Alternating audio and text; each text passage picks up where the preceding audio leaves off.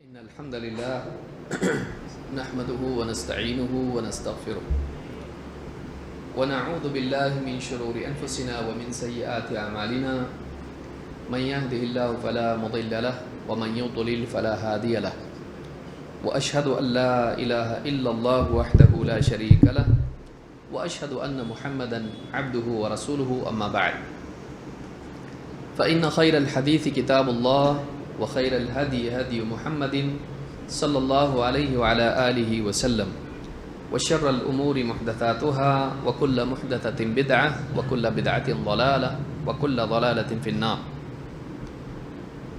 قال الله تبارك وتعالى قل هل ننبئكم بالأخسرين أعمالا الذين ضل سعيهم في الحياة الدنيا وهم يحسبون أنهم يحسنون صنعا.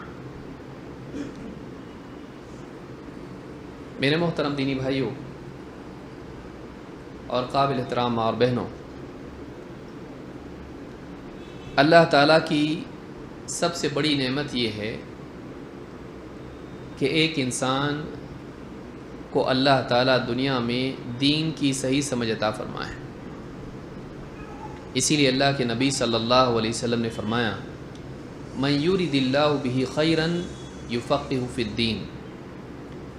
اللہ تعالیٰ جس کے لیے خیر کا ارادہ کرتا ہے اسے دین کی صحیح سمجھ عطا فرماتا ہے، دین کی گہری سمجھ عطا فرماتا ہے. اس حدیث سے معلوم ہوتا ہے کہ خیر کی شروعات سمجھ کی اصلاح سے ہوتی ہے. ساری خیر اس کی شروعات یہاں سے ہوتی ہے کہ اللہ تعالیٰ انسان کو دین کی سمجھ دے، گہری سمجھ دے. سرسری علم نہیں بلکہ گہرائی کے ساتھ دین کے اصول، دین کی بنیادیں اور احکام، ان کے مقاصد، اس طرح سے گہرائی کے ساتھ انسان کے پاس دین کا علم ہو. اسی لیے فرمایا کہ من یرد اللہ بہ خیرا یفقہہ فی الدین.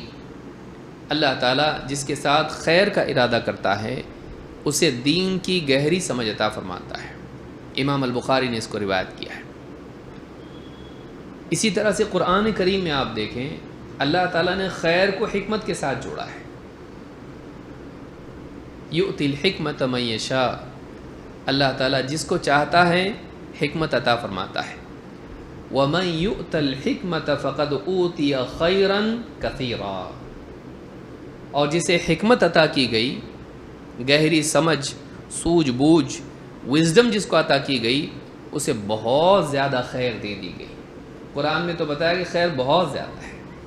حکمت کا ملنا، حدیث میں تو بس ہے کہ خیر ہے، قرآن میں اور اس میں بڑھا کے کہا گیا کہ جس کو حکمت دے دی گئی اسے خیر کثیر عطا کی گئی.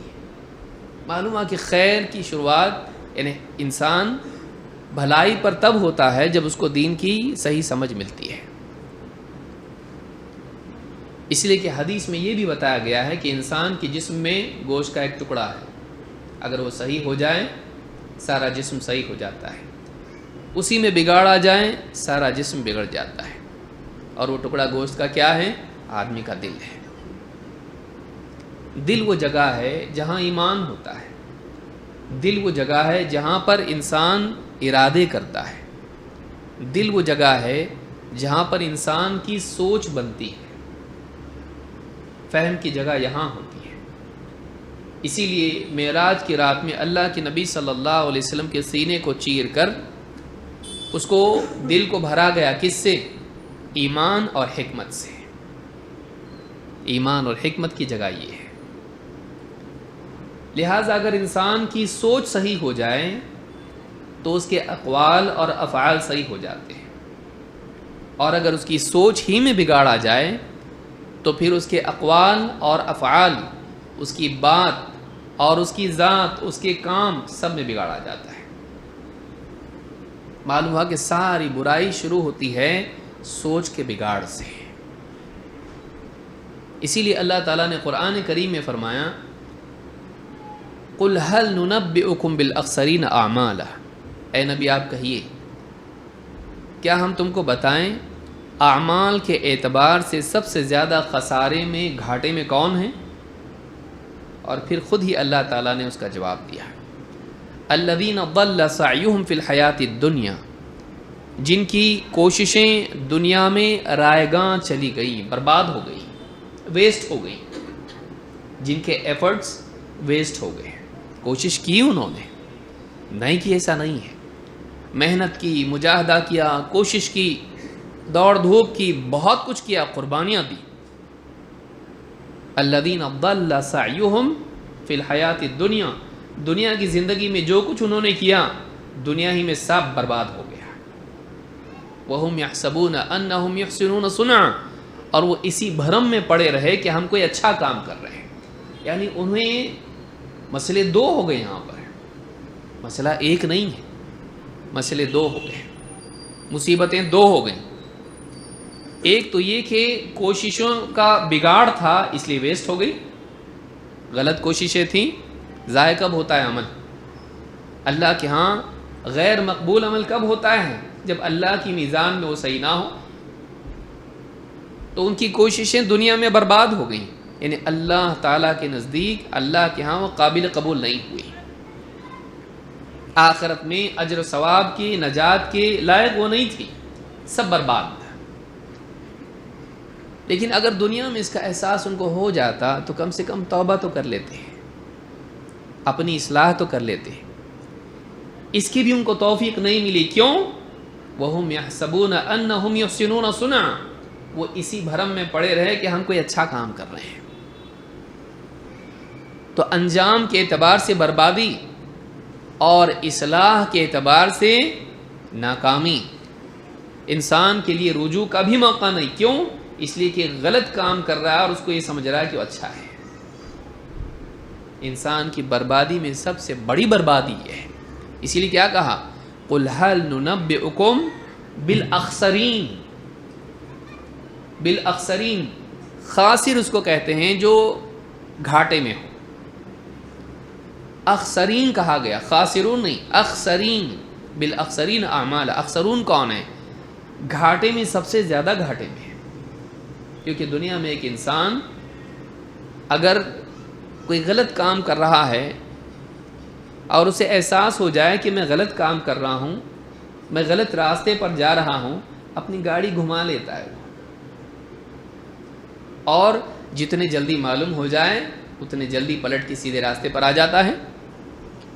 لیکن ایک انسان زندگی بھر ایک غلط راستے پر گاڑی چلاتا رہے اور یہ سمجھتا رہے کہ یہی راستہ منزل تک لے جاتا ہے، اس سے زیادہ بدقسمت اور کون ہو سکتا ہے؟ لہٰذا معلوم یہ ہوا کہ فساد کی اصل جڑ، دنیا میں جتنا بھی بگاڑ ہے اس کی اصل جڑ یہ ہے کہ انسان کی سوچ ہی میں بگاڑ ہو. وہ ایک غلط کام کر رہا ہو اور غلط کام کو صحیح سمجھ رہا ہو. اس سے زیادہ خسارے میں اور کوئی نہیں، اس سے زیادہ خسارے میں اور کوئی نہیں. اور اس آیت کے مصداق اگر اسلامی تاریخ میں سب سے پہلا گروہ اگر کوئی ہے تو وہ خوارج ہے،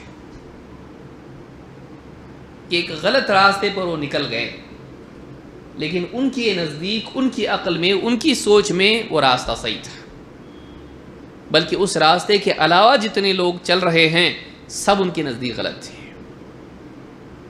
اور یہی فساد کی جڑ ہے کہ ایک انسان غلط کو صحیح سمجھ لے، ایک انسان غلط کو صحیح سمجھے اور اسی کو اپنی زندگی کا نصب العین بنا لے. اس سے زیادہ انسان کے لیے بری بات کیا ہو سکتی کہ وہ غلط ہو اور اس کو سمجھ بھی نہ ہو کہ وہ غلط ہے، اصلاح کا موقع نہ ہو، توبہ کا موقع نہ ہو. اسی پر وہ اللہ تعالیٰ سے اجر و ثواب کی امید باندھ لے، اسی کی بنیاد پر دوستی دشمنی قائم کر لے، اسی کے لیے اپنی ساری صلاحیتیں خرچ کر دے، اور آخرت میں اللہ کے سامنے جا کے جب کھڑا ہو قیامت کے دن تو پتہ چلے کہ تو نے جو کچھ کیا سب برباد، تو غلط تھا، تو غلط تھا. تو نے اپنی پوری طاقت، پوری زندگی، پورا وقت، پوری صلاحیتیں، پوری قربانیاں ایسی چیز کے لیے کر دیں جو غلط تھی. تیرا عمل ایکسیپٹڈ نہیں ہے، بلکہ تو مجرم ہے. کیوں؟ اس لیے کہ تو نے اپنے بھرم میں اپنے کو صحیح سمجھ کے حق کی مخالفت میں پوری طاقت لگا دی ہے. تیری محنت حق کے دفاع میں نہیں تھی، تیری ساری محنت حق کی مخالفت میں تھی، تو مجرم ہے اللہ کے نزدیک۔ اس وقت انسان کا کیا حال ہوگا جب اس پر یہ بات کھلے گی کہ میں زندگی بھر غلط کام کرتا رہا، میں نے حق کا دفاع نہیں کیا، میں نے حق کو ضرر پہنچانے کی کوشش کی، میں نے اپنی ساری صلاحیتیں خیر میں نہیں شر میں صرف کر دی، میں اللہ کے نزدیک مأجور نہیں ہوں، میں مجرم ہوں۔ تو یہ انسان کے لیے سب سے بڑی بدقسمتی ہے کہ انسان اس طرح کے دھوکے میں مبتلا ہو۔ اسی لیے قرآن کریم میں اللہ تعالیٰ نے صاف طور سے اس کو بیان کیا ہے، سب سے زیادہ خسارے میں وہ ہیں کہ جن کی دنیا کی کوششیں سب برباد، اور وہ اسی بھرم میں پڑے رہیں کہ ہم صحیح کام کر رہے ہیں۔ اس سے معلوم ہے کہ سب سے پہلا کام انسان کا یہ ہے کہ وہ اپنا محاسبہ کرے، میں غلط تو نہیں جا رہا، میری سوچ غلط تو نہیں ہے، میرے اصول غلط تو نہیں ہیں، میرے پیمانے غلط تو نہیں ہیں، میرے ارادے غلط تو نہیں۔ کیوں؟ انسان کی کوششیں ارادوں کے تابع ہوتی ہیں۔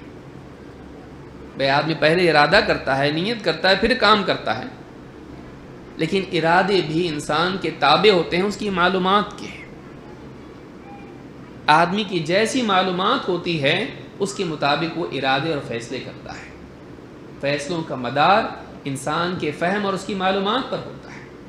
لہذا معلوم ہے کہ سب سے پہلے ضروری یہ ہے کہ آدمی اپنی معلومات کی اصلاح کرے، وہ صحیح کو صحیح سمجھے اور غلط کو غلط، وہ حق کو حق سمجھے، باطل کو باطل ہے۔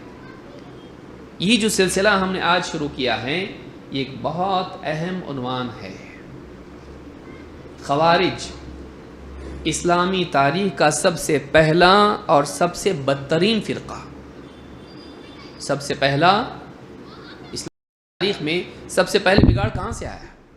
سب سے پہلے گمراہ لوگ کون تھے جو ایک گروہ کی شکل میں ظاہر ہوئے؟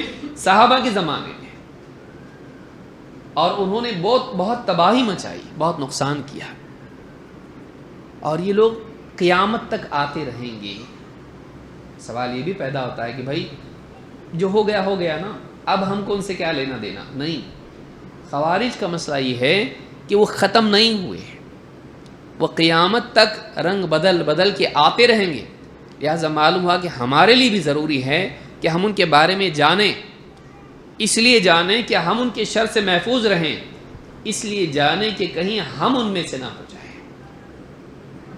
تو یہ جو سلسلہ ہے اس کا مقصد یہی ہے کہ ہم خوارج کے تعلق سے جانیں، خوارج کی اصل کیا، کہاں سے شروع ہوئے، ان کے بارے میں قرآن و سنت میں ان کی مذمت میں کیا آیات اور احادیث ہیں، آیات ہیں، صحابہ نے ان آیتوں سے استدلال کیا، کون سی آیتیں ہیں، وہ کیوں برے، اور 3 ان کے خاص اوصاف کیا تھے جن کی وجہ سے وہ پہچانے جاتے تھے، جن کے بارے میں وہ آیات اور احادیث ہیں کہ یہ ایسے لوگ ہیں، تاکہ ہم اپنا جائزہ لے سکیں کہ کہیں یہ اوصاف ہمارے اندر تو نہیں ہے، تاکہ ہم اپنی اصلاح کر سکیں، اور یا پھر ہمارے اقربا میں سے، آس پاس لوگوں میں سے جن لوگوں میں وہ اوصاف پائے جائیں، ضروری نہیں کہ وہ خارجی بن جائیں گے، لیکن ان کی علامات، ان کی برائیاں اگر ان کے اندر ہیں تو ہم ان کو تنبیہ کر کے ان کی اصلاح کر سکیں۔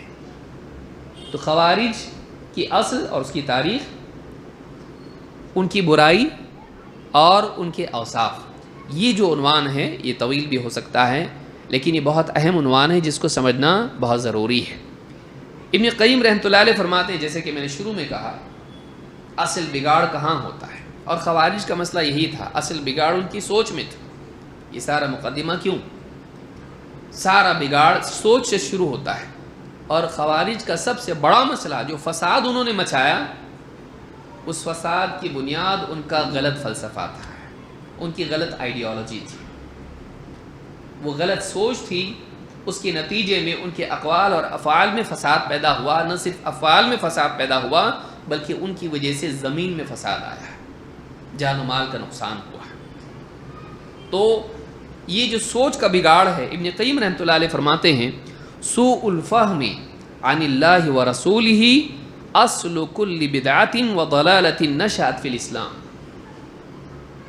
اللہ اور اس کے رسول کی بات کے سمجھنے میں برا فہم فہم کا بگاڑ، اللہ اور اس کے رسول کے تعلق سے سوچ کا، فہم کا، سمجھ کا بگاڑ، اصل کل بدعت و ضلالت نشأت فی الاسلام، اسلام میں پیدا ہونے والی ہر بدعت اور ہر گمراہی کی اصل جڑ ہے۔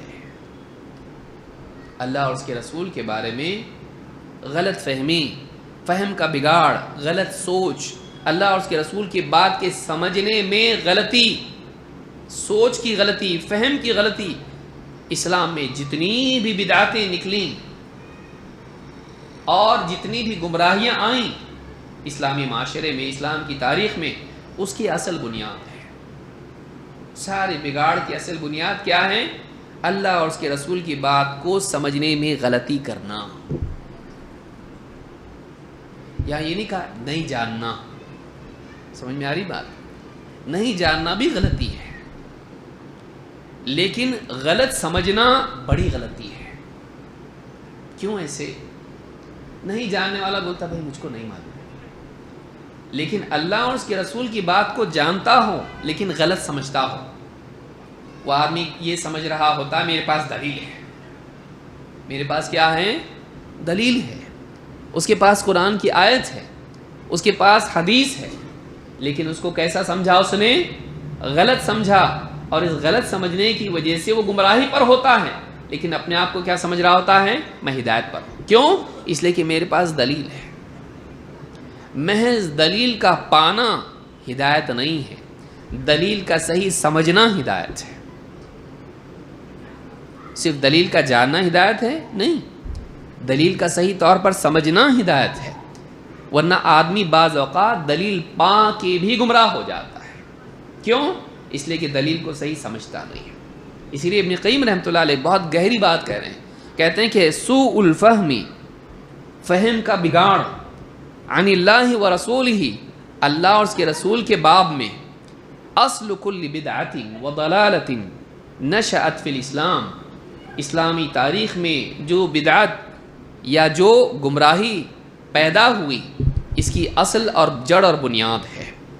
بل ہوا اصل کل خطأ فی الاصول والفروع، بلکہ اگر گہرائی کے ساتھ دیکھا جائے تو چاہے اصول کا معاملہ ہو یا فروع کا معاملہ ہو، اس میں جو غلطیاں ہوتی ہیں ان کی جڑ بھی یہی ہے۔ آدمی غلط اصول بنا لیتا ہے، کیوں؟ اس لیے کہ وہ اللہ اور اس کے رسول کی مراد کو صحیح طور پر سمجھ نہیں پاتا ہے۔ آدمی فقہی مسائل میں غلطی کر جاتا ہے، عقیدے کے مسائل میں غلطی کرتا ہے، حلال و حرام میں غلطی کرتا ہے، قواعد اور اصول میں غلطی کرتا ہے۔ کیوں؟ اس لیے کہ وہ اللہ اور اس کے رسول کی بات کو صحیح پہچانتا اور سمجھتا نہیں ہے۔ تو یہ بہت بنیادی بات ہے جس کو جاننا ضروری ہے کہ سارے بگاڑ کی جڑ سوچ کا بگاڑ ہے۔ اپنی کتاب الروح میں جلد نمبر 1 صفحہ نمبر 63 پر یہ بات انہوں نے کہی ہے۔ اسی طرح سے آپ دیکھیں ایک اور روایت ہے جو اس کو بتلاتی ہے۔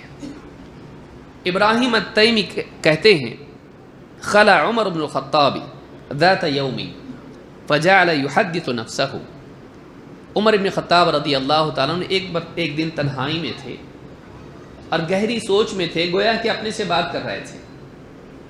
فارسل الى ابن عباس فقال كيف تختلف هذه الامه، ابن عباس کو بلایا اور کہا اس امت میں اختلاف کیسے ہوگا، اس امت میں اختلاف کیسے ہوگا؟ وَكِتَابُهَا وَاحِدٌ وَنَبِيُّهَا وَاحِدٌ وَقِبْلَتُهَا وَاحِدَةٌ، جب کہ اس امت کی کتاب ایک ہے، اس کا نبی ایک ہے، اس کا قبلہ ایک ہے۔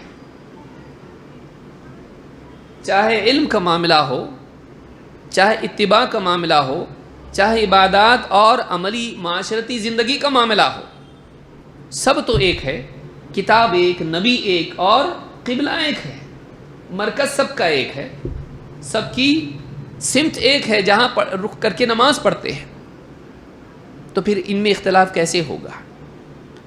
قال ابن عباس یا امیر المؤمنین انما انزل علینا القرآن فقرأناه وعلمنا فیما نزل، کہا امیر المؤمنین ہمارے درمیان قرآن نازل ہوا تو ہم نے اس کو پڑھا، وعلمنا فیما نزل، لیکن صرف پڑھا نہیں، اس کی صرف تلاوت نہیں کی، بلکہ ہم نے یہ بھی جانا کہ قرآن کی کون سی آیت، قرآن کا کون سا حصہ کس بارے میں نازل ہوا ہے، یعنی اس آیت کو کہاں رکھنا ہے، کس مسئلے میں اس کو رکھنا ہے، اس کا سیاق کیا ہے، اس کا نزول کس سلسلے میں ہے، کن مسائل پر اس کا اطلاق ہوتا ہے۔ ہم نے جانا کہ وہ کس معاملے میں نازل ہوا ہے۔ وَإِنَّهُ يَكُونُ بَعْدَنَا أَقْوَامٌ، لیکن ہمارے بعد ایسے لوگ آئیں گے يَقْرَؤُونَ الْقُرْآنَ، جو قرآن پڑھیں گے، وَلَا يَعْرِفُونَ فِيمَا نَزَلَ، لیکن انہیں معلوم نہیں ہوگا کہ یہ آیات کس بارے میں نازل ہوئی ہے، کہ کون سی دلیل کس مسئلے پر رکھنا ہے انہیں نہیں معلوم ہوگا، کون سی بات کس بارے میں ہے انہیں معلوم نہیں ہوگا۔ وَلَا يَعْرِفُونَ فِيمَا نَزَلَ، تو کیا ہوگا جب ان کو معلوم نہیں ہوگا کہ اس آیت کو کیسے کہاں رکھنا ہے، تو کیا ہوگا؟ کہتے ہیں لِكُلِّ قَوْمٍ فِيهِ رَأْيٌ، تو جب انہیں واقعی معلوم نہیں ہوگا کہ کون سی آیت کس بارے میں ہے، تو ہر قوم کی، ہر شخص کی اپنی ایک رائے ہوگی، ہر شخص کی، ہر فرقے کی اپنی ایک رائے ہوگی، ہر گروہ کی اپنی ایک رائے ہوگی، کیونکہ ایک آدمی اپنی رائے پہ اکیلا تو نہیں ہوتا نا، وہ اپنے ہم نوا بنا لیتا ہے۔ آپ دیکھیں دنیا میں کوئی آدمی اکیلا تھوڑی نہ ہوتا ہے، فالوور ہوتے ہیں نا، تو ایک آدمی کوئی رائے قائم کرتا ہے، پھر اس کی رائے کے موافقین ہوتے ہیں، مخالفین ہوتے ہیں، اکیلا کوئی نہیں ہوتا ہے۔ تو کہا کہ لِكُلِّ قَوْمٍ فِيهِ رَأْيٌ، ہر قوم کے، ہر گروہ کے اس کی اپنی ایک رائے ہوگی۔ فَإِذَا كَانَ لِقَوْمٍ فِيهِ رَأْيٌ اخْتَلَفُوا، جب الگ الگ قوموں کی، گروہوں کی اپنی ایک رائے بنے گی، ظاہر بات ہے اس کی رائے کچھ ہوگی تو اس کی کچھ اور ہوگی، کہ نہیں قرآن کی آیت کا یہ مطلب ہے، کہ نہیں یہ نہیں یہ مطلب ہے۔ تو جب ہر ایک کی رائے الگ الگ ہونی شروع ہو جائے گی، اپنے اپنے طور پر جب رائے قائم کریں گے تو ان میں اختلاف رائے ہوگا، رائےوں کا اختلاف ہوگا۔ جب آزاد ہوں گے رائے قائم کرنے میں تو رائےوں کا اختلاف بھی ہوگا، اور کہا کہ فَإِذَا اخْتَلَفُوا اقْتَتَلُوا، اور جب رائےوں کا اختلاف ہوگا تو ان میں آپس میں اقتتال بھی ہوگا، آپس میں قتل و غارت گری بھی ہوگی۔ جب رائے میں اختلاف ہوگا تو آپس میں لڑ پڑیں گے اور قتل بھی کریں گے ایک دوسرے کو۔ معلوم ہوا کہ جان و مال کا نقصان شروع ہوتا ہے کہاں سے؟ دین کے غلط فہم سے، کہ اپنے طور پر جب انسان دین میں اپنی رائے قائم کرتا ہے، وہ اختلاف اتنا دور جاتا ہے کہ آپس کا اختلاف بلکہ آپس میں قتال تک جاتا ہے۔ اور یہی مسئلہ پیدا ہوا کہاں؟ اب دیکھیے یہاں بہت بڑی بات بیان کی۔ ابن عباس نے کہا اے امیر المؤمنین، قرآن نازل ہوا، ہم نے صرف اس کو پڑھا نہیں، اس کو سمجھا بھی کہ کون سی آیت کس بارے میں نازل ہوئی، کیونکہ وہ ہمارے سامنے ہمارے ماحول میں نازل ہوئی، ہم اس کا سیاق بھی جانتے تھے کہ کون سی آیت کو کہاں رکھنا ہے۔ بعد میں ایسے لوگ آئیں گے جو صرف قرآن کا متن لیں گے اور اپنے دل سے کہیں بھی اس کو فٹ کریں گے۔ وَمَن لَّمْ يَحْكُم بِمَا أَنزَلَ اللَّهُ فَأُولَٰئِكَ هُمُ الْكَافِرُونَ، جو اللہ کے نازل کیے ہوئے کے مطابق فیصلہ نہ کریں، کافر ہیں ایسے لوگ۔ نہیں جانیں گے کہ اس آیت کا سیاق کیا ہے، اس کو کن پر چسپاں کیا جا سکتا ہے، پھر اپنے طور پر وہ لوگ کیا کریں گے؟ رائے قائم کریں گے۔ تو یہاں بہت بڑا فرق یہاں کیا ہوگا؟ انہوں نے صحابہ کے فہم کو چھوڑ کر اپنا فہم اپنایا، اپنے طور پر قرآن کو سمجھا۔ یہی دیکھا کہ اس آیت کو صحابہ نے کہاں رکھا، کیوں؟ اس لیے کہ وہ جانتے تھے کہ کہاں رکھنے کی لائق ہے یہ آیت، اس کو کہاں رکھنا چاہیے، کن لوگوں کے بارے میں ہے، کس پس منظر میں ہے، کس معاملے میں ہے۔ اس معاملے کی آیت کو وہاں فٹ کر دیا، اس سے کیا ہوگا؟ فساد شروع ہوگا، اختلاف رائے ہوگا، خصوصاً اہل حق سے اختلاف ہوگا، اور اہل حق سے قتال بھی ان کا ہوگا، جیسا کہ ہوا۔ اس حدیث کو امام البیہقی نے شعب الایمان میں روایت کیا ہے۔ اس سے معلوم ہوتا ہے کہ اصل اختلاف اور اصل جنگ اور اصل مصیبت اور بگاڑ شروع ہوتا ہے وہاں سے جب لوگ قرآن کو پڑھتے ہیں لیکن سلف کے فہم سے آزاد ہو کر، خصوصاً صحابہ کے فہم سے آزاد ہو کر۔ ایک بہت کھلی مثال ہے دو باتوں کے سمجھانے کے لیے۔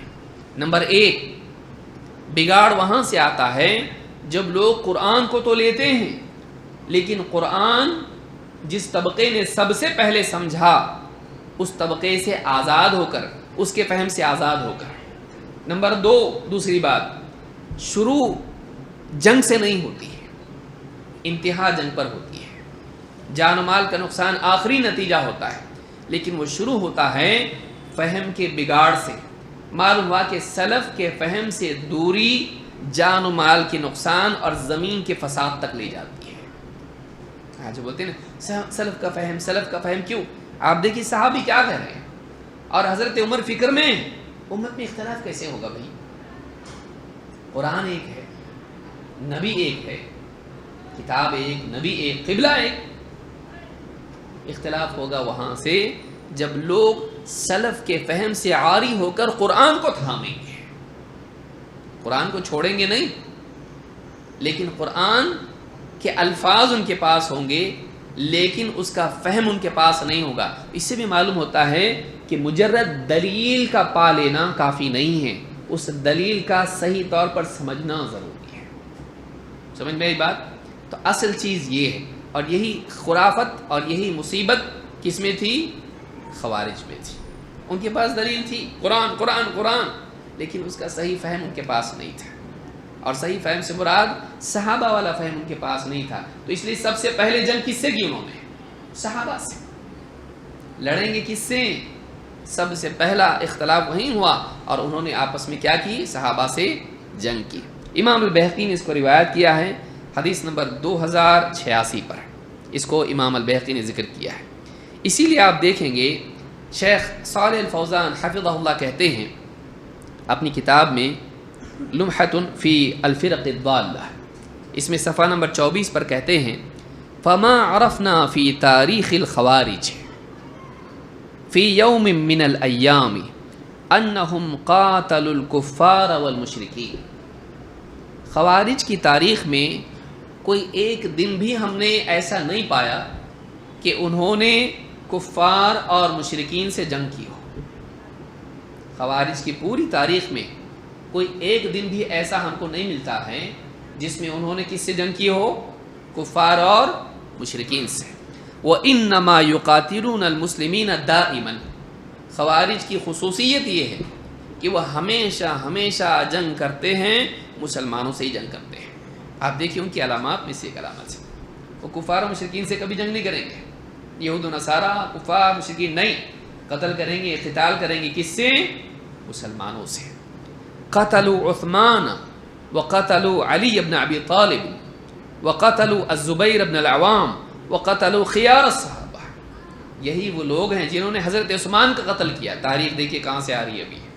یہی وہ لوگ ہیں جنہوں نے حضرت عثمان کا قتل کیا، یہی وہ لوگ ہیں جنہوں نے علی بن ابی طالب کا قتل کیا رضی اللہ عنہما، وقتلوا الزبیر ابن العوام، اور یہی وہ لوگ ہیں جنہوں نے حضرت زبیر بن عوام کا قتل کیا، وقتلوا خیار الصحابہ، اور یہی وہ لوگ ہیں جنہوں نے صحابہ میں سے چنندہ اور اونچے درجے کے بڑے بڑے صحابہ کا قتل کیا۔ یہی وہ لوگ ہیں جنہوں نے کن کا قتل کیا؟ صحابہ کا۔ وَمَا زَالُوا يَقْتُلُونَ الْمُسْلِمِينَ، اور یہ ہمیشہ سے ان کا رواج اور طریقہ چلا آ رہا ہے کہ مسلمانوں ہی کو قتل کرتے رہتے ہیں۔ وَذَلِكَ، کیوں ایسا ہوا؟ اسی نقطے کو میں آگے بڑھا رہا ہوں۔ ایسا کیوں ہوا؟ اس کی وجہ کیا بتا رہے ہیں شیخ صالح الفوزان؟ کیا کہتے ہیں؟ کہتے ہیں ذَلِكَ بِسَبَبِ جَهْلِهِمْ فِي دِينِ اللَّهِ عَزَّ وَجَلَّ۔ اس کی اصل جو سبب اس کا ہے وہ اللہ عز و جل کے دین کے سلسلے میں جہالت ان کی ہے۔ اللہ کے دین کے بارے میں کیا ہے ان کی؟ جہالت۔ ما ورعہم وما عبادتہم وما اجتہادہم، ان کے سارے احتیاط، ورع کس کو کہتے ہیں؟ حرام سے بچنا۔ بھائی حرام سے بھی بچتے، ہم مشکوک سے بھی بچتے، بہت احتیاط، حرام سے بچو۔ اور اسی طرح سے ان کی عبادات، ان کی عبادت کے باوجود، ان کے ورع کے باوجود اور ان کے اجتہاد کے باوجود، اجتہاد سے مراد خوب محنت کرنا، مجاہدہ کرنا، تو ان کے تقوی اور ورع اور ان کی عبادات اور ان کے مجاہدوں کے باوجود ان کی جہالت ان کی گمراہی کا سبب بنی۔ لیکن لما لم يكن هذا مؤسسا على علم صحیح صار وبالا علیہ، ان کا سارا مجاہدہ، ان کی ساری عبادات، ان کا سارا احتیاط، جب اس کی بنیاد صحیح علم پر نہیں تھی تو یہی مجاہدہ، یہی تقوی، یہی ورع اور یہی ساری ان کی محنت انہی پر وبال بن کے لوٹی۔ بعض اوقات جہالت کی بنیاد پر احتیاط انسان کے لیے بلکہ پورے سماج کے لیے وبال بن جاتا ہے، اور یہی مصیبت کس کی تھی؟ خوارج کی تھی۔ تو یہ بات شیخ صالح الفوزان نے اپنی کتاب میں کہی۔ یہی وجہ ہے، آپ دیکھیں اس سیاق میں، آپ اس حدیث کو اب دیکھیں کہ کتاب و سنت کا غلط فہم، صحابہ کے فہم سے آزادی اور اپنے طور پر ایک نئے فکر کو دین کی بنیاد بنا لینا اور مسلمانوں کے خلیفہ سے آزاد ہو جانا، یہ ساری مصیبت کی جڑ ہے۔ اور یہی بات اللہ کے نبی صلی اللہ علیہ وسلم نے بڑی تاکید سے صحابہ کو اور پوری امت کو ان کی تبعیت میں کہی تھی۔ آپ اس حدیث کو اگر اس سیاق میں غور کریں، آپ کو سمجھ میں آئے گا کہ پہلا اختلاف کیا ہونے والا ہے، پہلا فتنہ کیا ہونے والا ہے، اس کے تعلق سے اللہ کے نبی صلی اللہ علیہ وسلم نے امت کو رہنمائی دے دی تھی۔ آئیے دیکھتے ہیں وہ حدیث کیا ہے۔ ارباز بن ساریہ رضی اللہ تعالیٰ عنہ کہتے ہیں، صلی بنا رسول اللہ صلی اللہ علیہ وسلم ذات یوم، ایک دن اللہ کے رسول صلی اللہ علیہ وسلم نے ہم کو نماز پڑھائی۔ بعض روایت میں کہ وہ فجر کی نماز تھی۔ ثم اقبل علینا فوعظنا موعظة بلیغہ، پھر ہماری طرف متوجہ ہوئے اور نماز کے بعد آپ نے ہم کو ایک بہت ہی بلیغ خطبہ دیا ہے۔ بلیغ جس کے الفاظ جامع ہوں اور مختصر ہوں اور دل کو چھو جانے والے ہوں۔ بلغہ کا مطلب ہے پہنچنا، جو اپنے مقصود کو پہنچ جائے، دل کی گہرائیوں تک بات چلی جائے۔ بلاغت جس میں ہو، الفاظ کی قلت کے ساتھ معانی کا با اثر اور پرمغز الفاظ ہوں۔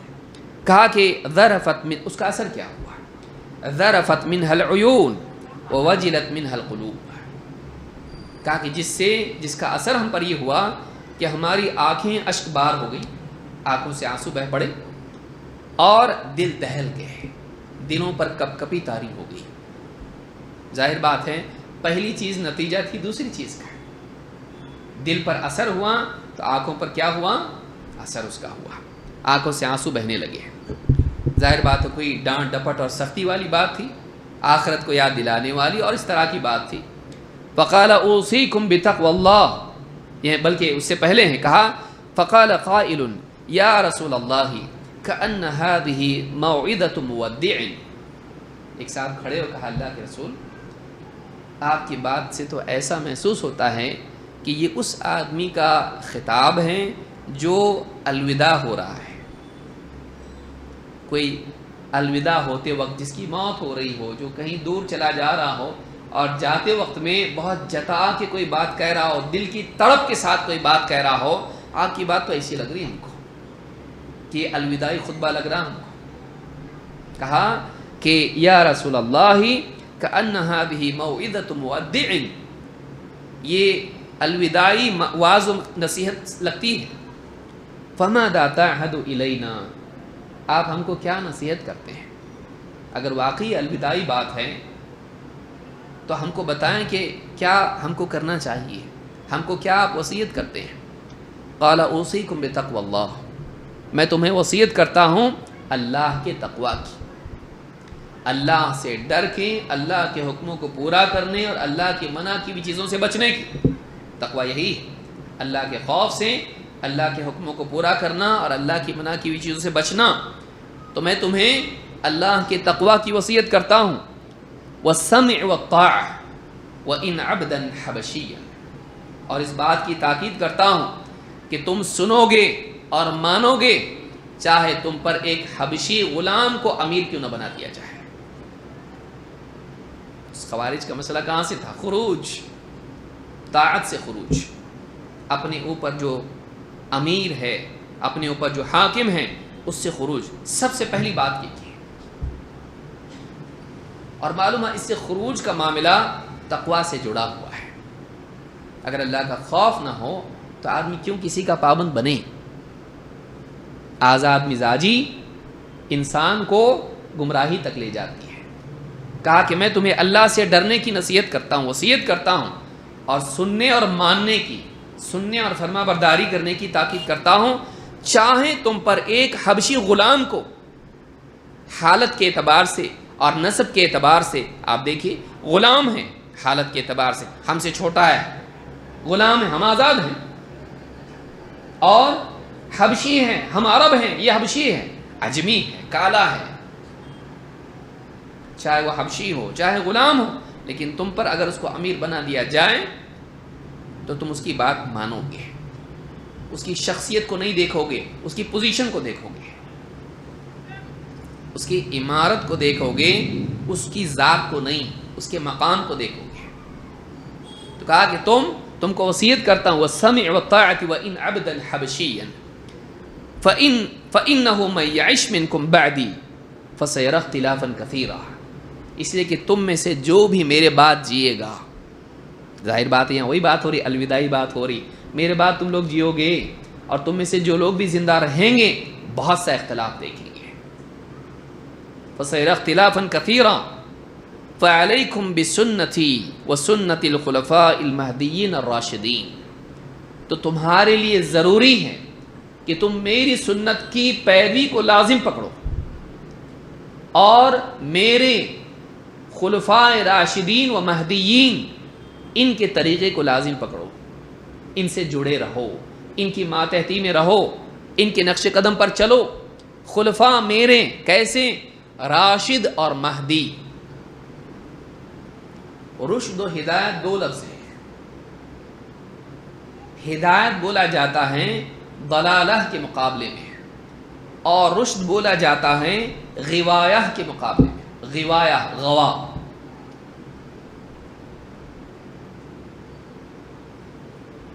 ضلالہ کہتے ہیں لا علمی کی بنیاد پر بھٹک جانا،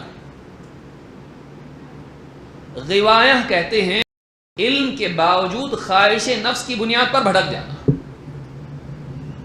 گمراہی کی دو قسمیں ہیں، ایک لا علمی کی وجہ سے بھٹک جائے انسان، غلط کو صحیح سمجھے لیکن نیت اچھی، اور دوسرا یہ کہ جان رہا ہو حق یہ ہے لیکن پھر بھی کسی مفاد کی وجہ سے، خواہش نفس کی وجہ سے غلط چلا جائے، سیدھے راستے کو چھوڑ دے۔ اللہ کے نبی صلی اللہ علیہ وسلم نے صحابہ کے اور خصوصاً خلفائے راشدین کے بارے میں ان دونوں کی نفی کی ہے۔ کیوں؟ اس لیے کہ وہ علم اور تقوی دونوں سے مزین تھے، کیونکہ اللہ کے نبی صلی اللہ علیہ وسلم کی تربیت میں وہ پلے بڑے تھے، اسی لیے اللہ نے ان امت پر احسان جتایا، خاص کر کے صحابہ پر۔ کیا کہا؟ لَقَدْ مَنَّ اللَّهُ عَلَى الْمُؤْمِنِينَ اذ بعث فيهم رسولا من انفسهم يتلو عليهم آياته ويزكيهم ويعلمهم الكتاب والحکمہ۔ اللہ تعالیٰ نے بہت بڑا احسان کیا اہل ایمان پر، جب انہی میں سے ان کے درمیان ایک رسول بھیجا جو انہیں اللہ کی آیتیں پڑھ کے سناتا ہے اور ان کا تزکیہ کرتا ہے، ان کے اخلاق کو بہتر بناتا ہے، ان کو ڈسپلن بناتا ہے، ان کو متقی پرہیزگار بناتا ہے، ان کو خواہش نفس سے پاک کرتا ہے۔ وَيُعَلِّمُهُمُ الْكِتَابَ وَالْحِکْمَةَ، اور انہیں کتاب و حکمت کی تعلیم دیتا ہے۔ وَإِن كَانُوا مِن قَبْلُ لَفِي ضَلَالٍ مُبِينٍ، اس سے پہلے ان کا حال یہ تھا کہ کھلی گمراہی میں پڑے ہوئے تھے، اب نہیں۔ تو معلوم ہوا کہ علم سے بھی متصف تھے اور ان کا تزکیہ بھی ہوا تھا۔ معلوم ہوا کہ اچھا بننے کے لیے دونوں چیزیں ضروری ہیں، خالی معلومات کافی نہیں، کتاب و سنت کے علم کے ساتھ ساتھ تزکیہ نفس بھی ضروری ہے۔ اور یہ کام اللہ کے نبی صلی اللہ علیہ وسلم اپنی زندگی میں صحابہ پر اور خصوصاً خلفائے راشدین پر کر چکے تھے، کیونکہ یہ ایک دم شروع والے لوگ تھے۔ ابو بکر و عمر و عثمان و علی رضی اللہ عنہم اجمعین، سارے صحابہ میں سب سے زیادہ اس نبوی علم کو لینے والے اور اس نبوی تربیت اور تزکیے کے حاصل کرنے والے یہ لوگ تھے۔ اسی لیے ضلالہ کا وہاں امکان نہیں، کیوں؟ اس لیے کہ علم ان کے پاس ہے، لا علمی میں بھٹک گئے نہیں، علم ان کے پاس تھا۔ اور غوایہ کا وہاں پر معاملہ نہیں، کیونکہ وہاں پر کیا ہے؟ تزکیہ اور تربیت ہے نبوی، نفس کے خلاف چلنے کا مزاج ان میں بن چکا تھا.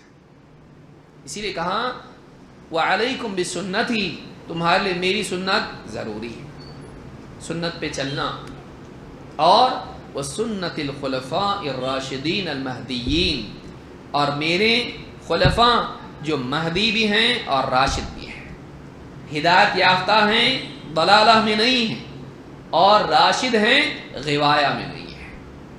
نہ وہ لا علمی میں بھٹکنے والے ہیں، نہ خواہش نفس کی بنیاد پر بھٹکنے والے ہیں. تو ان کے طریقے کو لازم پکڑو. اور یہاں کہا سنتی و سنہ، سنت ایک لفظ، وہ کسی الگ راستے پر نہیں، وہ اسی راستے پر جس پر میں.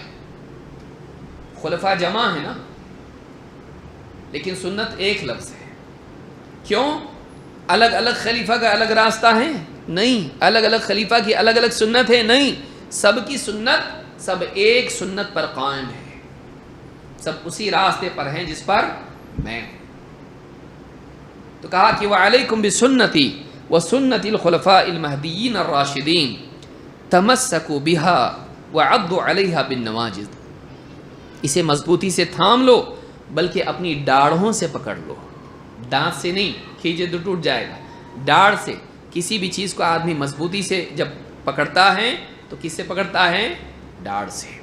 یعنی مضبوطی سے اس کو تھام لو. وَإِيَّاكُمْ وَمُحْدَثَاتِ الْأُمُورِ، اور خبردار نئی نئی آئیڈیالوجیز سے بچو. محدثات الامور یہی مراد یہاں پر، نئی نئی چیزوں سے بچو، نئے نئے افکار سے بچو. فإن كل محدثة بدعة، اس لیے کہ ہر نئی چیز دین میں بدعت ہے، اور ہر بدعت وکل بدعت ضلالہ، اور ہر بدعت کیا ہے؟ گمراہی ہے. نئے نئے افکار سے بچو، نئے فلسفوں سے بچو، نئی آئیڈیالوجی سے بچو، نئے نسخوں سے بچو، دین میں نئی باتوں سے بچو، کیونکہ ہر نئی بات کیا ہے؟ بدعت ہے، اور ہر بدعت گمراہی ہے.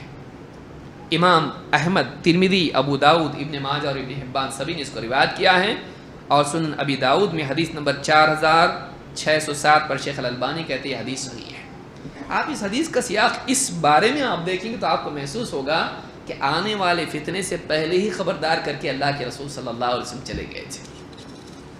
بعد میں ایسے لوگ آئیں گے جو سب سے پہلے خلیفہ راشد کو کافر کہیں گے. یہ کافر نہیں ہے، یہ غلط نہیں ہے، یہ گمراہ نہیں ہے، یہ صحیح ہے، یہ صحیح ہے. علی بن ابی طالب رضی اللہ تعالیٰ عنہ کو خوارج نے کیا کہا؟ کافر ہو گئی ہے. ان کو کافر قرار دے کر ان کے خلاف جنگ کی. بعد میں ایسی گمراہی ہونے والی تھی، آنے والی تھی، نئی بدعت ایجاد ہونے والی تھی، اور اختلاف ہونے والا تھا. آپ نے پہلے ہی بتا دیا کہ اس اختلاف میں نجات کا راستہ کیا ہے. میری سنت، لیکن آپ نے صرف میری سنت نہیں کہا، صرف قرآن نہیں کہا، بلکہ کیا کہا؟ میرا رائج طریقہ، اور میرے بعد جو خلفاء ہیں ان کا رائج طریقہ جو اسی راستے پر جس پر میں ہوں. آپ نے اپنے ساتھ خلفاء کو جوڑا تاکہ لوگوں کو اس بات کا ہمیشہ احساس رہے کہ یہ لوگ وہی ہیں جو نبی صلی اللہ علیہ وسلم کے ساتھ جڑے ہوئے تھے، اور موت کے بعد، وفات کے بعد بھی اسی راستے پر ہیں. اللہ کے نبی صلی اللہ علیہ وسلم ان کے ساتھ جڑے رہنے، ان کی پیروی کرنے کی، ہم کو ان کے فیصلوں کو ماننے کی تاکید کر کے گئے ہیں. یہ جو چیز تھی اللہ کے نبی صلی اللہ علیہ وسلم اپنی زندگی میں کہہ چکے تھے. بعض علماء نے یہاں پر یہ بات بھی ذکر کی ہے کہ یہاں سنت کا واحد ہونا، شیخ الالبانی نے کہا ہے سنت کا لفظ واحد آنا اس طرف اشارہ کرتا ہے کہ جس چیز میں خلفاء میں اختلاف نہ ہو وہ حق ہے، کیونکہ ایک ہے. ہاں ان میں اختلاف ہو جائے پھر کیا ہے؟ سنت کی طرف رجوع کریں گے. لیکن جس میں ان میں اتفاق ہو جائے، جن میں ان میں آپس میں اختلاف نہ ہو، تو پھر اس کو ہم کیا کریں گے؟ اس کو مان کے چلیں گے، اس کو لے کر چلیں گے. تو اس حدیث سے بات معلوم ہوتی ہے کہ اللہ کے نبی صلی اللہ علیہ وسلم نمبر 1 اپنے بعد اختلاف کی خبر دے چکے تھے، اور وہ اختلاف بنیادی طور پر خلفائے راشدین سے اختلاف کی صورت میں ظاہر ہونے والا تھا. ایک نئی بدعت جو خوارج کی بدعت ہے وہ ایجاد ہونے والی تھی. اللہ کے نبی صلی اللہ علیہ وسلم نے سب سے پہلے کہا کہ میری سنت، علاج کیا ہے، وصیت کس چیز کی کرتے ہیں؟ میری اور میرے خلفائے راشدین کی سنت کو تم کو تھامے رہنا ہے۔ تو آپ نے اسی سیاق میں کہا خلفائے راشدین کو چھوڑ کے مت چلنا۔ یہ صرف اس دور کے لیے نہیں، یہ قیامت تک کے لیے ہے کہ نبی کریم صلی اللہ علیہ وسلم کی سنت اور صحابہ کا فہم۔ اسی لیے اہل علم نے کہا، شیخ البانی وغیرہ کہتے ہیں، جب آپ نے صحابہ کو اپنے سے الگ نہیں کیا، ہم بھی الگ نہیں کریں گے۔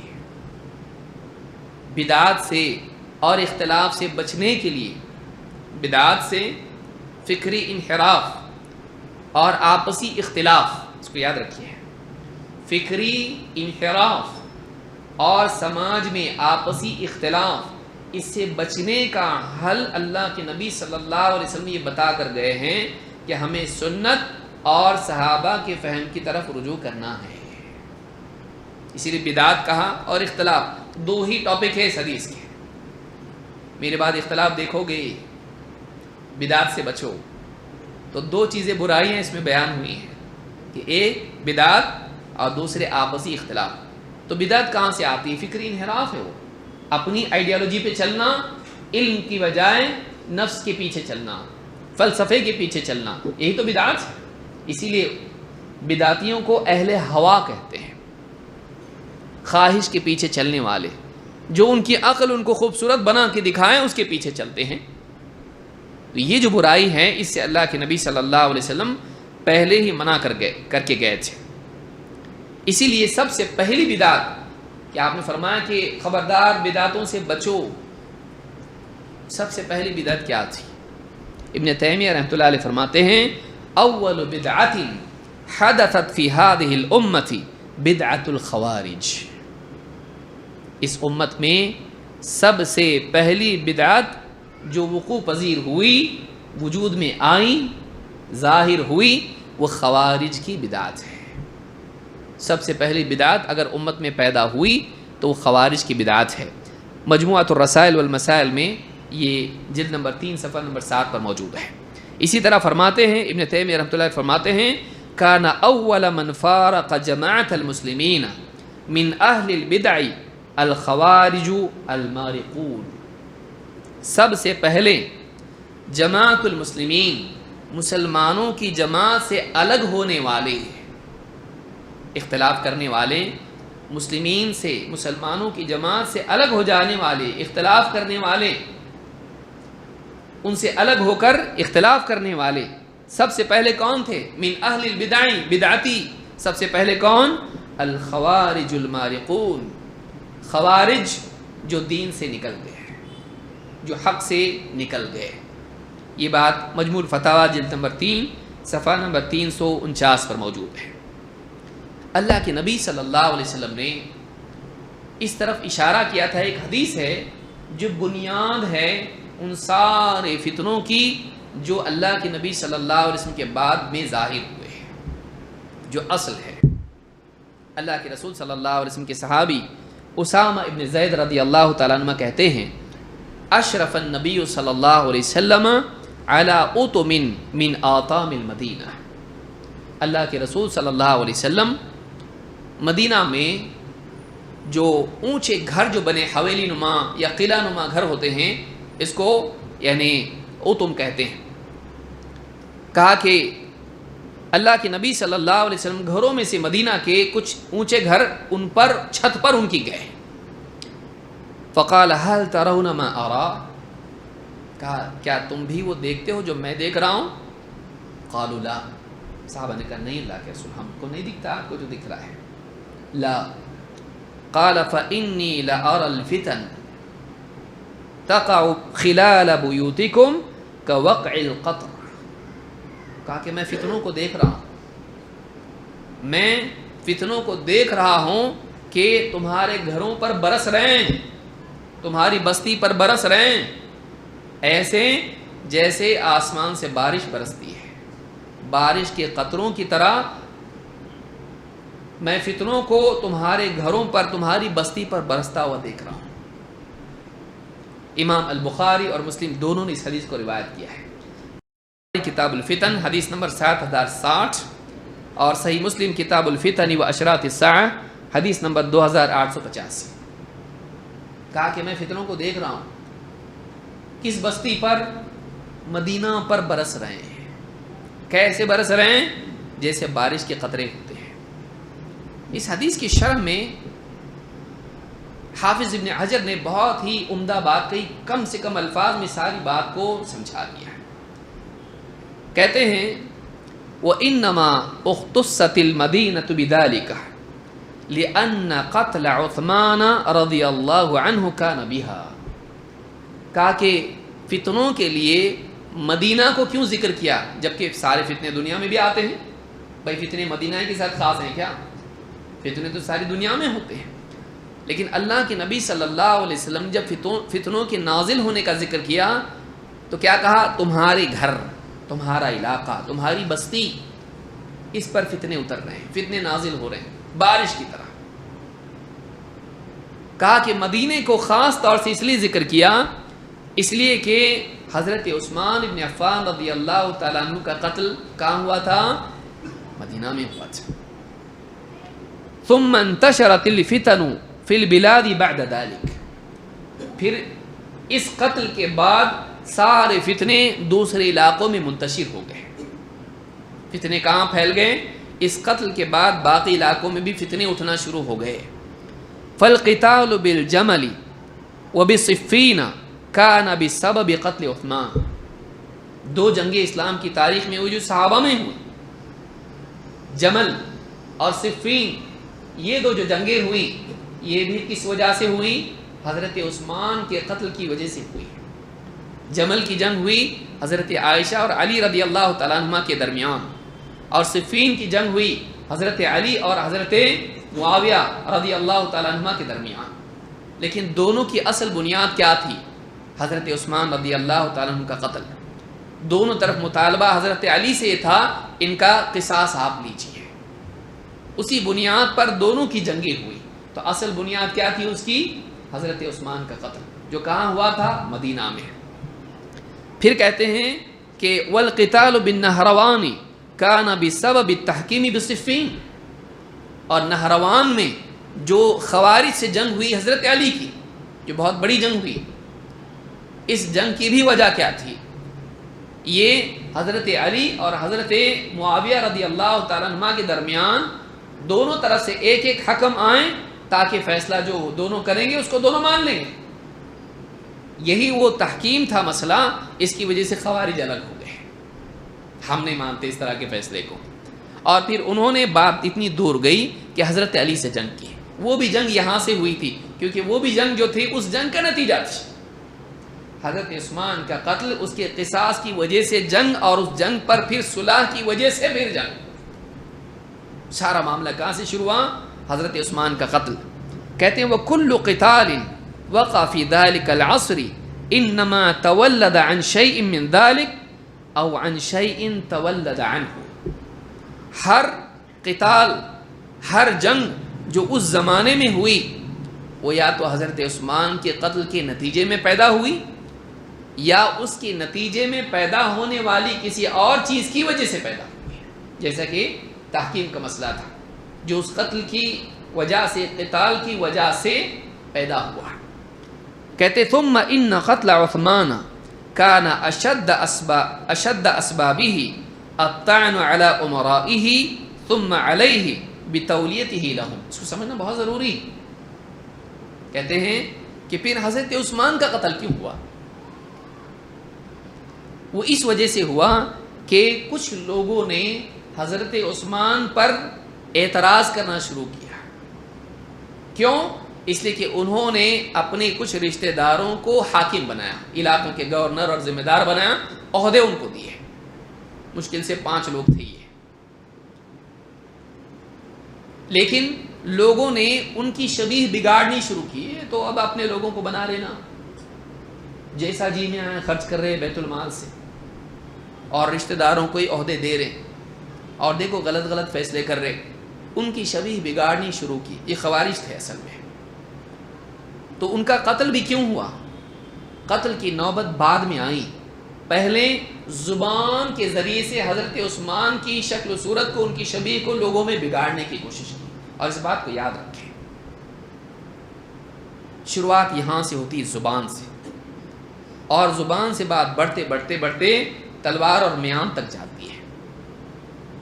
تو حضرت عثمان کے قتل کی وجہ کیا تھی کہ کچھ لوگ تھے جنہوں نے حضرت عثمان کے بارے میں باتیں کرنی شروع کر دی، ان کے خلاف لوگوں کو بھڑکانا شروع کیا، ان کے فیصلوں اور ان کی شخصیت کو داغدار کرنے کی کوشش کی. اور اصل مسئلہ یہ تھا کہ انہوں نے اب کچھ لوگوں کو ذمہ دار بنایا تھا، عہدے دیے تھے، اور وہ ان کے رشتہ دار تھے. رشتہ داری کی وجہ سے نہیں کیا تھا بلکہ ان کی اہلیت کی وجہ سے کیا. بعض علماء نے تفصیل سے جواب دیا ہے. ابن العربی رحمہ اللہ نے، ابن عربی نہیں، ابن العربی، یہ بڑے علماء میں سے گزرے ہیں، انہوں نے جو کتاب لکھی ہے العواصم من القواسم، اس میں بہت تفصیل سے انہیں اعتراضات کا جواب دیا ہے. تو کہا کہ یہ اصل وجہ اس کی یہ تھی. ثم ان قتل عثمان كان اشد اسبابه الطعن على امرائه ثم عليه بتوليته له. ان امراء پر اعتراض لوگوں نے کیا، یہ صحیح لوگ نہیں ہیں جن کو بنا کے رکھے ہیں. کیسا بنایا ان کو؟ صحیح لوگ نہیں ہیں، یہ صحیح ڈھنگ سے کام نہیں کر رہے. کون بنایا؟ کون بنایا؟ انہوں نے بنایا. یہ بھی غلط، وہ بھی غلط. جن کو بنایا وہ غلط، ان پر اعتراض کرتے کرتے کرتے کرتے بات کہاں تک چلی گئی؟ ان کو ذمہ دار بنانے والے تک. کون بنانے والا؟ عثمان ابن عفان. تو ان کے بھی مخالف کچھ لوگ ہو گئے. وَأَوَّلُ مَا نَشَأَ ذَلِكَ مِنَ الْعِرَاقِ وَهِيَ مِنْ جِهَةِ الْمَشْرِقِ. اور اس کی شروعات جو ہوئی وہ عراق سے ہوئی ہے، جو کہ مدینہ کے مشرق میں واقع ہے، اس کو مشرق کہا جاتا ہے. فَلَا مُنَافَاةَ بَيْنَ حَدِيثِ الْبَابِ وَبَيْنَ الْحَدِيثِ الْآتِي أَنَّ الْفِتْنَةَ مِنْ قِبَلِ الْمَشْرِقِ. تو کہتے ہیں کہ اس حدیث میں اور دوسری حدیث میں کوئی ٹکراؤ نہیں جو آگے آنے والی ہے، کہ فتنہ کہاں ہے؟ مشرق میں ہے. فتنہ مشرق میں ہے. تو مشرق سے مراد کیا یہاں پر؟ عراق ہے. لیکن پھر مدینہ میں بھی تو فتنے نازل ہو رہے ہیں. تو کہتے ہیں دونوں میں ٹکراؤ نہیں ہے. شروعات وہاں سے ہوئی، بڑھتے بڑھتے بڑھتے انجام مدینہ تک آیا اور مدینہ میں قتل ہوا. وہاں صرف بات تک تھا، لیکن یہاں پر کیا ہے؟ تلواریں اٹھ گئی. تو اگر سماج میں افتراق اور جنگ و جدل کا معاملہ ہو تو یہاں سے شروعات ہوئی. اور اگر صرف عمرا پر اعتراض اور جملوں کے اور الفاظ کے اعتبار سے اختلاف اور فتنہ ہو تو وہاں پہ عراق سے اس کی شروعات ہوئی. عراق میں لوگوں نے باتیں کرنا شروع کی مسلمانوں کے حاکم کے خلاف. وہ بات بڑھتے بڑھتے بغاوت تک گئی، اور بغاوت سے لے کے قتل تک گئی، اور حضرت عثمان کو قتل کر دیا گیا. تو دونوں باتیں جڑی ہوئی ہیں کہ اصل فتنہ مشرق سے ہے، عراق سے آنے والا ہے. وہاں سے شروعات ہوگی اس کی، بغاوت کی، اعتراضات کی شروعات وہاں سے ہوگی. اور پھر یہ فتنہ مدینہ میں نازل ہوگا اور آئے گا تو بارش کی طرح آئے گا، پھر اس کے بعد رکے گا نہیں. لگاتار ایک کے بعد ایک کے بعد ایک کے بعد، جیسے قطرے بارش کے ایک کے بعد ایک آتے ہیں، اس طرح سے ایک کے بعد ایک فتنے اور مصیبتیں اور بلائیں مسلمانوں پر آئیں گی. تو امام ابن حجر کہتے ہیں کہ اس میں کوئی اختلاف نہیں کہ آپ نے کہا فتنہ مشرق میں اور آپ نے کہا کہ فتنہ مدینہ میں ہوگا. پھر کہتے ہیں کہ وَحَسُنَ التَّشْبِيهُ بِالْمَطَرِ لِإِرَادَةِ التَّعْمِيمِ. اور کہتے ہیں کہ بہت ہی عمدہ تعبیر ہے فتنوں کے واقع ہونے کے لیے. آپ نے یہاں پر بارش کا ذکر کیا. بارش کا ذکر کرنا ایک بہت ہی عمدہ طریقہ ہے فتنوں کے ذکر کرنے میں. کیوں؟ لِأَنَّهُ إِذَا وَقَعَ فِي أَرْضٍ مُعَيَّنَةٍ عَمَّهَا وَلَوْ فِي بَعْدِ جِهَاتِهَا. کہتے بارش کا حال یہ ہے کہ کسی ایک علاقے میں بھی آئیں تو بارش کا پانی کیا ہوتا ہے؟ سارے علاقے میں پھیل جاتا ہے. چاہے کسی ایک بستی میں ہو لیکن اس کا پانی کیا ہوتا ہے؟ پھر جب بہتا ہے تو سب طرف پھیل جاتا ہے. تو پھر مدینہ میں جو یہ ہوگا اس کے بعد کیا ہوگا؟ پورے مدینہ کو اپنی لپیٹ میں لے گا، بلکہ اس کے اطراف بھی یہ فتنہ پھیل جائے گا. جیسے بارش یہاں پہاڑ پر ہوتی ہے لیکن پانی پھیل کے ندی نالے اور نہریں سارے علاقوں میں پانی پھیل جاتا ہے. اس طرح سے یہاں بارش ہوگی لیکن پھر اس کے بعد مصیبتوں کے پہاڑ مسلمانوں پر ٹوٹیں گے، ایک کے بعد ایک فتنے آئیں گے. تو یہ بات ابن حجر رحمہ اللہ نے اپنی کتاب فتح الباری میں اس حدیث کی شرح میں حدیث نمبر 7060 کی تشریح کے ضمن میں اس بات کو کہا ہے. تو معلوم ہوا کہ بعد میں جو فتنہ آنے والا تھا اللہ کے نبی صلی اللہ علیہ وسلم نے مدینہ میں اونچائی پر چڑھ کے کہا میں دیکھ رہا ہوں کہ فتنے کہاں نازل ہو رہے ہیں؟ مدینہ میں. اور اس فتنے کی اصل آپ ٹریس کریں، جڑ آپ جا کے تلاش کریں تو وہ آپ کو ملے گا خوارج میں. اسی لیے بعض علماء نے کہا کہ خوارج کی شروعات حضرت عثمان کے دور میں ہوئی تھی، گروہ کی شکل میں، بغاوت کی شکل میں، مسلح جنگ کی صورت میں، یعنی الفاظ کے ذریعے سے حاکم کے خلاف ورغلانا لوگوں کو. یہ جو چیز تھی اجتماعی طور پر یہ چیز حضرت عثمان کے دور میں شروع ہوئی جو قتل تک گئی. لیکن یہاں پر کوئی فوج ان کی نہیں تھی اس اعتبار سے کہ مسلح جنگ کریں حاکم کے خلاف. انہوں نے غالب ہو کر مدینہ میں گھس کر حضرت عثمان رضی اللہ عنہ کا قتل کیا. لیکن اگر اس سے پہلے ہم جاتے ہیں، اور آخری بات آج کہہ رہا ہوں، اس سے پہلے اگر ہم جائیں تو بعض علماء نے کہا ہے کہ خارجیت کی، اس فکر کی، اس مینٹالٹی کی شروعات خود نبی صلی اللہ علیہ وسلم کے زمانے میں ہو چکی تھی. تو اسی اعتبار سے اگر آپ علماء کے اقوال کو دیکھیں تو 3 دور ہم کو ملتے ہیں جہاں خارجیت کا کچھ نہ کچھ حصہ آپ کو ملے گا. ایک شروعات، مینٹالٹی، ذہنیت خارجیت کی دور نبوی میں ایک آدمی میں پائی جاتی تھی، اور شاید ہو سکتا ہے اس کے ساتھ بھی کچھ ہو، لیکن وہاں اصل اس کی ملتی ہے نبوی دور میں. نمبر 2، حضرت عثمان رضی اللہ عنہ کے زمانے میں حاکم کے خلاف ورغلانا، یہ جو ذہنیت ہے اور حاکم کے خلاف بغاوت کرنا، اس کی شروعات ہم کو حضرت عثمان کے زمانے میں ملتی ہے. اسی لیے ابن کثیر نے شروعات وہاں سے ذکر کی خوارج کی. اور 3، مستقلاً فوج بنا کے اپنے آپ کو حاکم سے الگ کر لینا، اپنی ایک دارالسلطنت قائم کر لینا، اور پھر حاکم کے خلاف مسلح جنگ کرنا، یہ حضرت علی کے زمانے میں آپ کو ملے گا. تو اس اعتبار سے خوارج کو 3 ادوار میں آپ اس کی اصل ٹریس کر سکتے ہیں. لیکن ایک دم پیچھے اگر آپ جائیں تو آپ کو دور نبوی میں مل جائے گا، اور اللہ کے نبی صلی اللہ علیہ وسلم نے خود اس طرف اشارہ کیا تھا. کون سی حدیث ہے آئیے دیکھتے ہیں. جابر بن عبداللہ رضی اللہ تعالیٰ عنہ کہتے ہیں اتا رجل رسول اللہ صلی اللہ علیہ وسلم بالجعرانہ، اللہ کے رسول صلی اللہ علیہ وسلم کے پاس جعرانہ کے مقام پر ایک آدمی آیا. منصرفہ من حنین، جب آپ حنین کی جنگ سے واپس لوٹ رہے تھے، حنین کی جنگ سے آپ واپس لوٹ رہے تھے اور جعرانہ کے مقام پر آپ تھے. وفی ثوب بلال فضۃ، اور حضرت بلال رضی اللہ عنہ کے پاس ایک کپڑا تھا، یا ان کا دامن تھا، یا ایک کپڑا تھا جس میں فضہ یعنی چاندی بھری ہوئی تھی جو تقسیم ہو رہی تھی. ورسول اللہ صلی اللہ علیہ وسلم یقبض منها ویعطی الناس، یقبض منها یعطی الناس، اور اللہ کے نبی صلی اللہ علیہ وسلم اس میں سے اٹھا کے لوگوں کو تقسیم کر رہے تھے. وہ چاندی کیا کر رہے تھے؟ لوگوں میں بانٹ رہے تھے. فقال یا محمد، وہ آدمی آیا اور کھڑا ہو کے کہنے لگا اے محمد، انداز دیکھیں کیسا بولنے کا، یا محمد، بے ادبی، گستاخی، گھمنڈ، غرور. یا محمد اعدل، عدل و انصاف کیجئے. کیا کیجئے؟ عدل و انصاف کیجئے. ظلم کے خلاف لڑنے والے، عدل و انصاف کیجئے، عدل کیجئے. میں زیادہ عقل مند، تم کو زیادہ معلوم نہیں، میں تم کو صحیح کروں گا. عدل و انصاف کیجئے. اس پہ تفصیل گفتگو ہم آگے کریں گے جب ان کی علامات ہم جانیں گے، ان کے اوصاف ہم دیکھیں گے. لیکن اس کی اصل کو سمجھنے کے لیے آپ دیکھیے کہاں سے شروع ہوا. کہا کہ اے محمد عدل کرو، اعدل.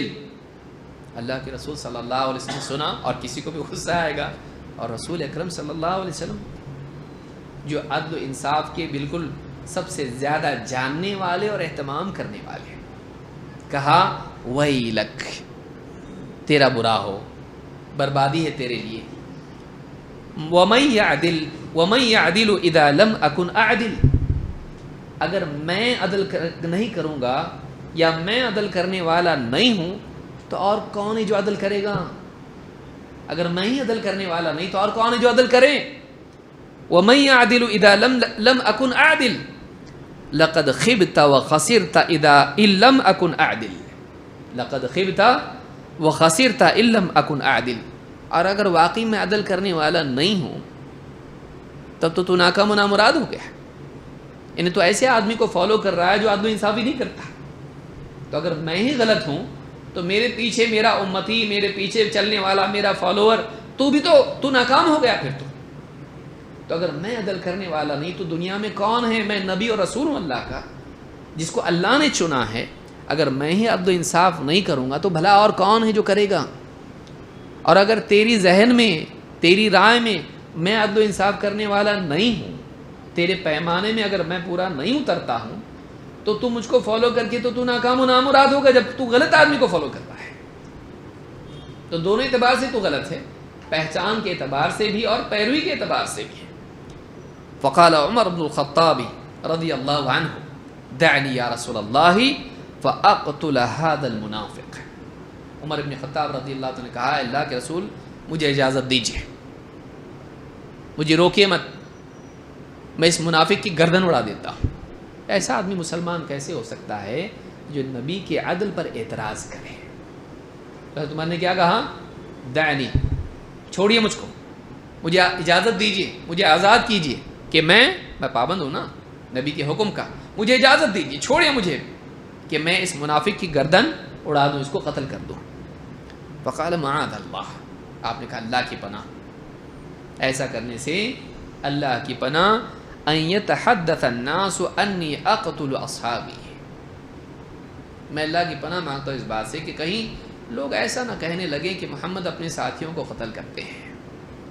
محمد صلی اللہ علیہ وسلم اپنے ساتھیوں کو قتل کرتے ہیں. جیسا بھی ہو یہ ہے تو امت میں بظاہر مسلمان تو ہے، تاریخ یہ کہے گی کہ دیکھو اپنے لوگوں کو قتل کرتے تھے، نام خراب ہوگا. اس لیے میں نہیں چاہتا کہ ایسا ہو، کہ میں اس بات سے اللہ کی پناہ مانگتا ہوں کہ لوگ کہیں یہ آپس میں نہ کہنے لگیں کہ محمد صلی اللہ علیہ وسلم اپنے ساتھیوں کو قتل کرتے ہیں. لیکن پھر آپ نے یہ بھی کہا ان ھذا واصحابہ یقرؤون القرآن لا یجاوز حناجرہم، یہ اور اس کے ساتھ کچھ اور لوگ بھی ہوں گے جو قرآن پڑھیں گے لیکن قرآن ان کے حلق سے آگے نہیں جائے گا. قرآن پڑھیں گے لیکن قرآن ان کے حلق سے آگے نہیں جائے گا. یمرقون منہ کما یمرق السہم من الرمیہ، یہ دین سے ایسے نکل جائیں گے، قرآنی تعلیمات سے ایسے باہر نکل جائیں گے جیسے ایک تیر شکار میں گھس کے اس کے پار نکل جاتا ہے. شکار میں نہیں ہے، وہ اندر گیا لیکن رکا نہیں رہا، باہر نکل گیا. دین میں آئے، اندر نہیں رہے، باہر نکل گئے. تو اس حدیث کو امام البخاری نے فرد الخمس میں حدیث نمبر 3138 اور امام مسلم نے کتاب الزکاة حدیث نمبر 1063 پر روایت کیا اور الفاظ مسلم کے ہیں. اس حدیث میں آپ غور کریں، اس حدیث میں اللہ کے نبی صلی اللہ علیہ وسلم نے وہ علامت اس آدمی کے بارے میں اور اس کے ساتھیوں کے بارے میں بتا دی تھی جو خوارج کی خاص صفات میں سے ہے.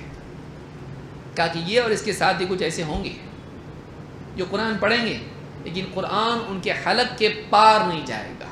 علماء نے کہا حلق کے پار نہیں جائے گا کا مطلب قرآن پڑھیں گے لیکن قرآن کی قرت تک محدود رہے گی، پڑھنے تک رہے گا، حلق کے پار نہیں جائیں گے، یعنی دل تک نہیں پہنچے گا، صحیح فہم نہیں ملے گا. جیسے میں نے بتایا تھا یہاں کیا ہوتا ہے، دو چیزیں ہیں، ایمان اور فہم، حکمت. نہ واقعی ان کے پاس ایمان ہوگا اور نہ واقعی ان کے پاس صحیح فہم دین کا ہوگا. اس لیے خوارج میں سے بہت سے لوگ ایسے بھی تھے جو اسلام سے نکل گئے. راجح قول کے مطابق بعض علماء نے کہا خوارج کافر ہیں، لیکن یہ کہ ان میں سے بعضے صرف گمراہ ہوئے اور بعضے کیا ہو گئے، کافر. سے شیخ محمد بن صالح بن عثیمین، اسی طرح سے شیخ بن باز اور بہت سارے علماء خوارج کو کافر بھی کہتے ہیں، وہ لوگ جو علی الاطلاق صحابہ کو کافر کہیں. تو یہ خوارج کے بارے میں کہا وہ دین سے ایسے نکل جائیں گے جیسے شکار کے پار تیر نکل جاتا ہے. قرآن پڑھیں گے لیکن قرآن ان کے حلق کے پار نہیں جائے گا، پڑھنے تک ہی رہے گا وہ، بس یہ دلیل وہ دلیل، یہ آیت وہ آیت، پھر اس آیت کا کیا کریں گے، وہی باتیں ان کی رہیں گی، صحیح سمجھ ان کو نہیں ہوگی، کدھر کی بھی آیت کدھر بھی فٹ کر دیں گے، کسی بھی آیت سے کوئی بھی مسئلہ نکالیں گے، ان کے پاس صحیح فہم نہیں ہوگا. کیوں؟ اس لیے کہ یہاں سے یہاں تک وہ نہیں جائے گا، بعضوں کے ایمان نہیں ہوگا اور بعضوں کو صحیح فہم نصیب نہیں ہوگا. تو اس حدیث میں اللہ کے نبی صلی اللہ علیہ وسلم کی یہ بات معلوم ہوتی کہ یہ چیز اسی دور میں موجود تھی لیکن صرف فرد اور فکر تک محدود تھی. ایک شخص تھا اور ایک آئیڈیالوجی تھی، ایک مزاج تھا، اس مزاج کی صورت میں خارجیت دور نبوی میں موجود تھی. اسی لیے بعض علماء نے کہا کہ یہاں سے خارجیت شروع ہوتی ہے. اس آدمی کا نام کیا تھا؟ اس کی کنیت تھی ذو الخویصرہ، اور اس کا نام تھا حرقوس ابن زہیر التمیمی. کیا نام تھا اس کا؟ حرقوس ابن زہیر التمیمی. یہ جو آدمی آیا تھا اس کی بہت ساری صفات حدیث میں آئی ہیں، لیکن یہاں وہ تفصیل ہم نہیں دیکھیں گے، آگے ہم کو تفصیلات دیکھنی ہے، اس حدیث پر گفتگو کرنی ہے تفصیل سے. لیکن یہاں ہم نے دیکھا کہ خود نبوی دور میں بھی ایسے لوگ موجود تھے جو حاکم پر اعتراض کرتے تھے، انصاف کرو، ایسے لوگ تھے. اور بعد میں جا کر پھر خلیفہ پر اعتراض ہوا اور پھر خلیفہ کے خلاف جنگ بھی ہوئی. دور نبوی میں یہ جرأت نہیں تھی، لیکن جب حضرت عثمان رضی اللہ عنہ کا دور آیا تو اس دور میں ان کی طاقت بڑھ گئی تھی اور پھر انہوں نے بڑھ کے ان کو قتل بھی کیا، اور اس کے بعد اور طاقت بڑھ گئی تو پھر حضرت علی کے ساتھ جنگ بھی انہوں نے کی. یہ وہ پہلا فرقہ ہے جو اسلام کی تاریخ میں نمودار ہوا، ظاہر ہوا، اور یہ سارے فرقوں میں سب سے پہلا فرقہ ہے اور سب سے بدترین. یہ بدترین کیوں ہے اور اس کے بدترین ہونے کی کیا دلیلیں اور اس کی کیا قباحتیں ذکر ہوئی ہیں، کیا مذمت قرآن و سنت میں آئی ہے، انشاءاللہ آنے والے درسوں میں اس کو ہم دیکھیں گے. اور مزید اور تفاصیل بھی اس باب میں ہیں کہ خوارج کا جاننا کیوں ضروری اور ان کی کیا صفات ہیں، کیا اوصاف ہیں، انشاءاللہ آنے والے دروس میں ہم اس کو دیکھیں گے. اللہ رب العالمین سے دعا ہے کہ ہم سب کو دین کا صحیح فہم اور دین کی صحیح سمجھ عطا فرمائیں، اور بگاڑ سے اور بگاڑ والے فہم سے، بگاڑ والے اقوال و افعال سے ہم سب کی حفاظت فرمائیں. کتاب و سنت کی پیروی کی توفیق دیں اور سنت اور سلف کے منہج کو تھامے رہنے کی ہم سب کو توفیق عطا فرمائیں. اقول ھذا واستغفر اللہ لی ولکم.